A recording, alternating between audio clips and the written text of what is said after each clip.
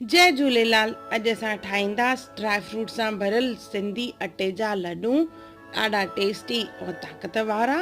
अचो त शुरू था कयूं पिया। इन जे लाइ पहिरियों असांखे खोण खे तरणो आहे, त उन जे लाइ पहिरियों हिकु तईअ में खणंदासीं थोरो सो सचो घी। इन में विझंदासीं असां खोण, जंहिंखे गोंद चवंदा आहिनि। सो इहे खोण आहे, इनखे तरणो आहे। इहा हॾियुनि जे सूर लाइ ॾाढी सुठी हूंदी आहे। जीअं हिनखे तरींदासीं त इहे फूलजणु चालू थी वेंदी। ॾिसो,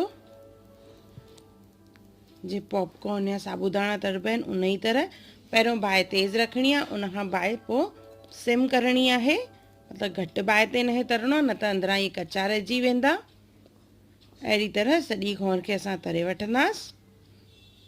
थोरो थोरो करे तरणो आहे, हिकु महिल न विझणो। हिकु महिल विझंदासीं त इहा कची रहिजी वेंदी आहे, इन करे असां हिनखे थोरो थोरो करे तरींदासीं।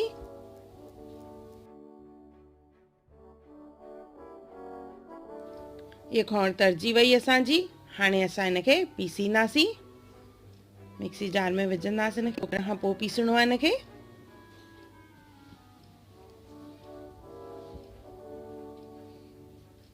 सचे घीअ जे करे इहे थोरो इहे पेस्ट वांगुरु लॻंदो। हिनखे हिकु कटोरे में कढी रखंदासीं। हाणे खणंदासीं नंढा फोटा। नंढनि फोटनि खे असां कुटींदासीं हमाम दस्ते में। तव्हां चाहियो त इलायची पाउडर बि विझी सघंदा, पर मां हिते हिनखे कुटे इन जा छिलका अलॻि कया आहिनि, जेको ट्रेडिशनल तरीक़ो आहे। त असां हिनखे कुटे छिलका अलॻि कंदासीं और दाणा अलॻि कंदासीं। काजू ऐं बादाम खणंदासीं, उन्हनि खे बि सन्हो सन्हो कटणो आहे। काजू, बादाम और थोरा सा बादाम जेके आहिनि कुटे करे रखणा आहिनि। हाणे हिकु तई खणंदासीं, उन में विझंदासीं सचो घी। गरम करणो आहे। घी जॾहिं गरम थी वेंदो तॾहिं ई असां उन में अटो विझंदासीं। थधे घीअ में अटो न आहे विझणो, उन सां अटो बराबरि न भुंजंदो आहे। त घी जॾहिं गरम थी वेंदो सुठे सां त असां उन में अटो विझी अटे खे भुञंदासीं।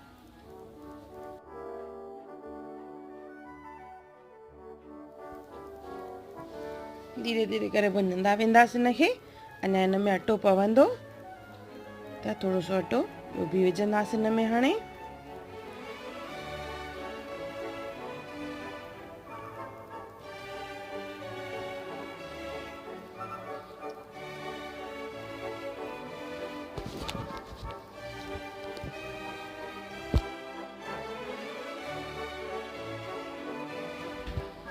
कंटिन्यूस हिनखे घुमाए करे भुञणो आहे असांखे, जीअं ॻोड़ा ॻोड़ा बि न थिए और किथे अटो कचो बि न रहे और हेठां सड़े बि न। त इन करे कंटिन्यू हिनखे घुमाईंदा वेंदासीं और भुञंदा वेंदासीं। ॾिसो, कलर डार्क थींदो वेंदो हिन जो। सो ही बराबरि भुंजी वियो आहे। हाणे इन खां पोइ इन में असां विझंदासीं खोण, जेका असां पीसे रखी हुईसीं। पहिरियों तरियोसीं पोइ पीसियोसीं। इहा खोण हिन में विझंदासीं।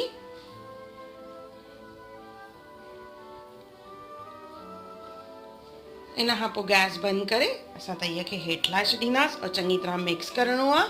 हाणे हिन में सभु ड्राई फ्रूट्स विझंदासीं। बादामियूं, इन खां पोइ विझंदासीं काजू,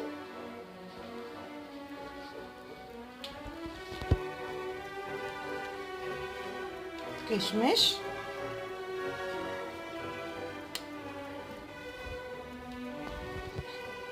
इन्हनि खे चङी तरह मिक्स कंदासीं। मां हिकु शइ हिन में अञा न विधी आहे, अखरोट। इन खां पोइ वरी विझंदमि मां।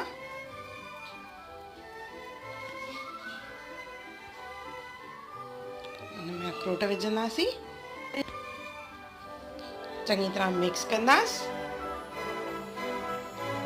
इन खां पोइ हिन में विझंदासीं असां खंडु। ध्यानु रहे गैस चालू में खंडु न आहे विझणी, न त लॾूं जेके आहिनि ॾाढा कड़क थी वेंदा आहिनि। हिते मां खंड खे हल्को सो पीसियो आहे, मतिलबु अधु ॾॾरियल आहे, फुल बिल्कुलु पाउडर कान्हे का। चाहियो त तव्हां पूरी वारी खंड बि यूज़ करे सघंदा आहियो। खंडु विझी चङी तरह मिक्स कंदासीं हिनखे।